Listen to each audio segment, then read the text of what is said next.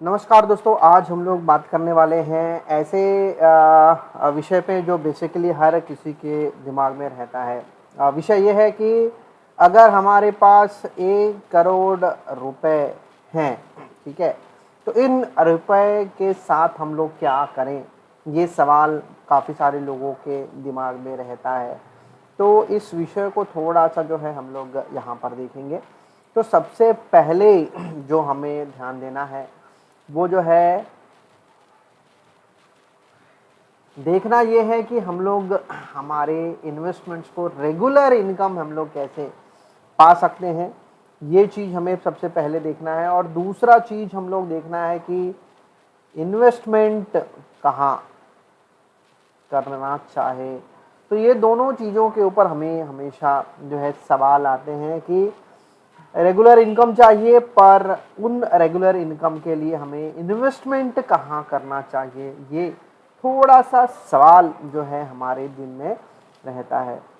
तो सबसे पहले जो मैं बात करना चाहूँगा कि 3 विषय पे हमें हमें ध्यान देना है। सबसे पहले आपकी उम्र क्या है?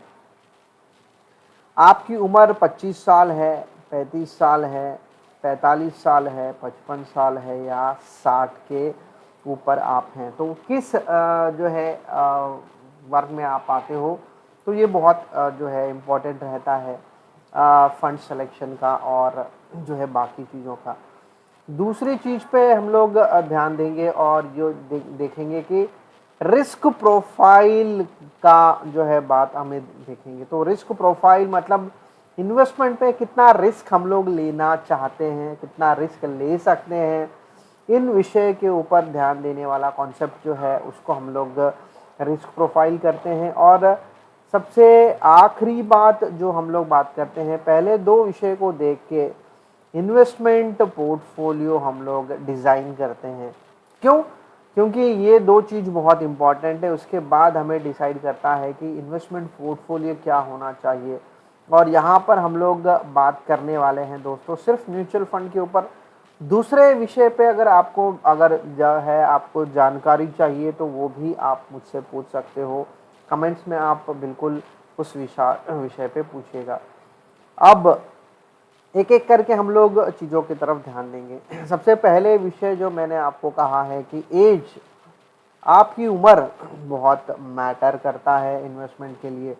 तो 25 साल की उम्र की व्यक्ति के लिए इन्वेस्टमेंट में अगर वो 1 लाख इन्वेस्टमेंट करता है, ठीक है। अब मानेंगे कि अगर 2 साल के बाद 2 साल गुजर गए और ये 1 लाख का इन्वेस्टमेंट जो है डाउन हो गया है और यहाँ पर 85,000 85,000 जो है ये पैसा नीचे आ गया। अब इस पर्सन को जो है थोड़ा सा तो डर रहेगा, बट इसको ये भी पता है कि मैं 60 साल तक जो है कमाने वाला हूँ, तो ये पैसा जो है डाउनफॉल से रिकवर होगा। क्योंकि मार्केट का हिस्ट्री है कि मार्केट हमेशा ऊपर नीचे होते रहता है, तो फिलहाल डाउन है। तो ये चीज़ जो है इस व्यक्ति को मालूम है, तो इसीलिए समय इसके साथ रहता है। और यही चीज़ अगर 60 साल के व्यक्ति के साथ अगर है, तो 1 लाख का इन्वेस्टमेंट अगर कोई करे तो उस व्यक्ति के लिए 85,000 का इन्वेस्टमेंट जो है थोड़ा-सा धक्का दे सकता है। क्योंकि ये वैस उम्र जो है हम लोग जो बात करते हैं, तो इस उम्र में रिस्क जो है कैपिटल रिस्क नहीं ले सकते हैं। तो इस विषय में तो अगले टॉपिक में हम अगले इसमें हम लोग जब जाएँगे तो वहाँ पर हम लोग कैपिटल रिस्क के ऊपर बात करेंगे। तो उम्र बहुत ज़्यादा इम्पॉर्टेंट है पोर्टफोलियो को डिसाइड करने का कि उम्र और क्या रिस्क लेना चाहते हैं, वो तो हमारे दूसरे सेगमेंट में देखेंगे। तो उम्र बहुत मैटर करता है और ये चीज़ बहुत ही क्रूशियल बन जाता है हमारे डिसीजन के लिए। आप किस उम्र के हैं? 35 साल के हैं, 45 साल के हैं, 55 साल के लिए, और कितना कितने साल आप काम करने वाले हैं। अगर आपको रिटायरमेंट अगर 60 साल है, तो यहाँ पर आपको 25 साल बचे हैं, यहाँ पर आपको 15 साल बचे हैं, यहाँ पर आपको 5 ही साल बचे हैं। तो 55 साल के व्यक्ति को रिस्क जो लेना जो है पसंद नहीं रहेगा एज कम्पेयर टू 35 साल। तो ये चीज़ बहुत मैटर करता है कोई भी पोर्टफोलियो डिज़ाइन करने के लिए, तो ये चीज़ हमेशा ध्यान रखता हूँ दोस्तों। दूसरे विषय की तरफ हम लोग ध्यान देंगे, रिस्क प्रोफाइलिंग। तो रिस्क प्रोफाइलिंग काफ़ी सुना होगा आप लोगों ने, बट इसके ऊपर बहुत कम लोग ध्यान देते हैं। तो रिस्क प्रोफाइलिंग में दो चीज़ों के ऊपर मैं यहाँ पर बात करना चाहूँगा। एक चीज़ जो है प्रिंसिपल रिस्क, प्रिंसिपल रिस्क मेरे लिए मैटर करेगा, और इनकम रिस्क, ये दोनों के ऊपर मैं बात करूँगा दोस्तों।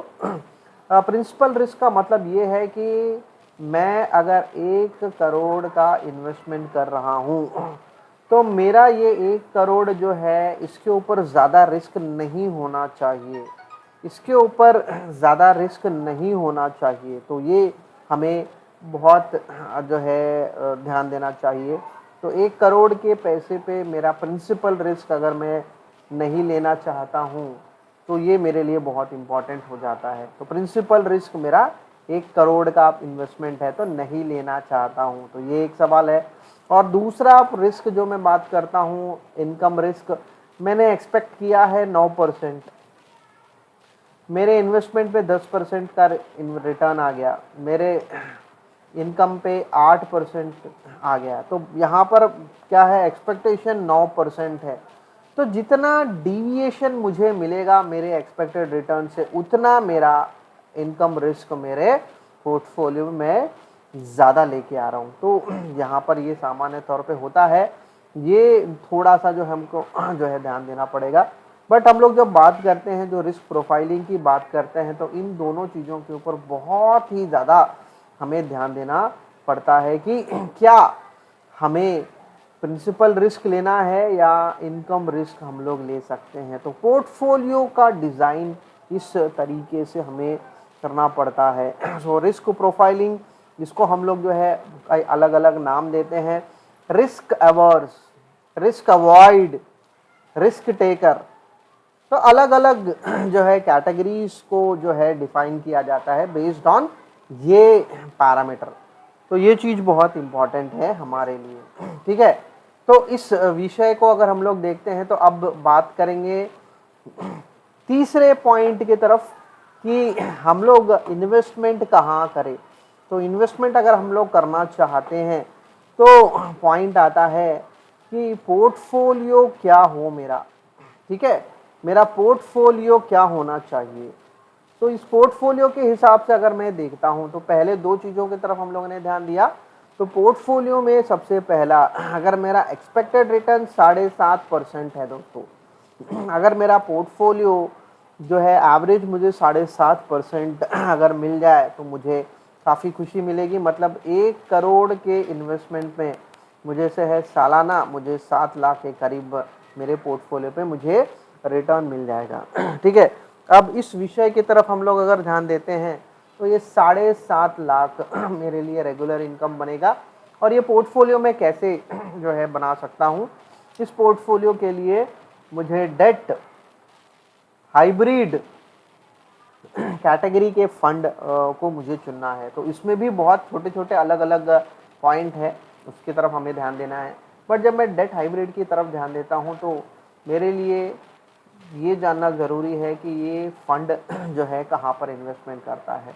तो इसका मेजॉरिटी परसेंटेज जो है आपका डेट पोर्शन में जाता है, जो कि रेगुलर इनकम देगा, और आपके इक्विटी पोर्शन पे जो है 25%, थोड़ा सा ग्रोथ होना चाहिए अपने इन्वेस्टमेंट पे। तो उसके लिए इक्विटी जो है 25% और 0 to 25% मैं लिखना चाहूँगा। तो पॉइंट मेरा यहाँ पर ये है कि मैं अपने रिस्क को कम करना चाहता हूँ, और इन्फ्लेशन को बीट कर लें तो काफ़ी अच्छा है। तो ये व्यू के साथ अगर मैं आता हूँ, तो मेरे इस 1 करोड़ को मैं डेट हाइब्रिड फंड में मैं लेके आ सकता हूँ। अब दूसरे सवाल की बात आती है, नहीं मैं जहाँ 9% का रिटर्न मिल जाए तो काफ़ी अच्छा है। मतलब यहाँ पर 9 लाख का मेरा इनकम है, तो इसके लिए मैं इक्विटी हाइब्रिड, ठीक है, इक्विटी हाइब्रिड कैटेगरी को मैं चुनना चाहूँगा। तो यहाँ पर मेरा इक्विटी हाइब्रिड है, और यहाँ पर एक और मैं फंड में जोड़ना चाहूँगा, मल्टी एसेट जो है कैटेगरी, मल्टी एसेट फंड। तो अब इक्विटी की बात करेंगे तो यहाँ पर पोर्टफोलियो क्या बनेगा मेरा, यहाँ पर इक्विटी और यहाँ पर डेट। तो अब आप बोलोगे कि ये भी है और ये भी है, दोनों में क्या फ़र्क है? तो दोनों में देखो आप, यहाँ पर डेट जो है ज़्यादा वेटेज लेता है, यहाँ पर इक्विटी ज़्यादा वेटेज लेता है। पर यहाँ पर आप 75% के करीब जो है आप इक्विटी में एक्सपेक्ट कर सकते हो, 25% के करीब आप डेट में एक्सपेक्ट कर सकते हो। बट स्ट्रक्चर ये है कि हाइब्रिड में जब भी आप नाम सुनोगे तो इक्विटी और डेट में थोड़ा परसेंट तो होता ही है, तो कम से कम थोड़ा वेटेज रहता ही है। तो ये एक कैटेगरी है जो बहुत अच्छा हम लोग देख सकते हैं। मल्टी एसेट फंड की बात करेंगे तो मल्टी एसेट में 3 जो है एसेट का होना बहुत ज़्यादा ज़रूरी है। तो यहाँ पर इक्विटी है, यहाँ पर डेट है और सामान्य तौर पे यहाँ पर गोल्ड या सिल्वर रहता है। तो ये भी आपके लिए बहुत बढ़िया पोर्टफोलियो बन सकता है, ठीक है। तो ये 2 चीज़ों की तरफ हम लोग ध्यान दे रहे हैं। और सबसे आखिरी बात करेंगे तो 11% का एक्सपेक्टेड है रिटर्न। अब इस 11% के एक्सपेक्टेशन के साथ अगर मैं चलता हूं तो मेरा सवाल ये है कि मैं 11 लाख के करीब जो है रिटर्न बना सकता हूं।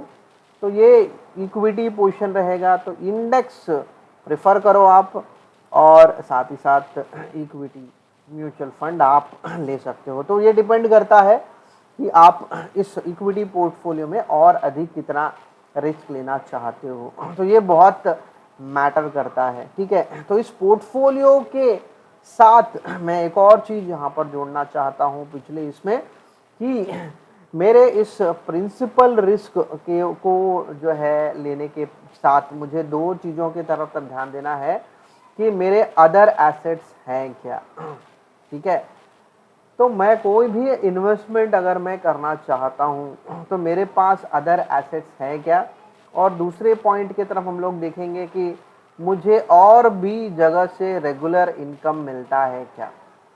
तो ये दोनों चीज़ें बहुत मैटर करते हैं हमारे रिस्क प्रोफाइलिंग के लिए और एसेट एलोकेशन के लिए। क्यों? क्योंकि बिकॉज अगर मुझे पहले से अगर दूसरे एसेट्स के साथ मुझे रेगुलर इनकम मिलता रहता है तो मैं अपने पोर्टफोलियो में रिस्क ज़्यादा ले सकता हूँ।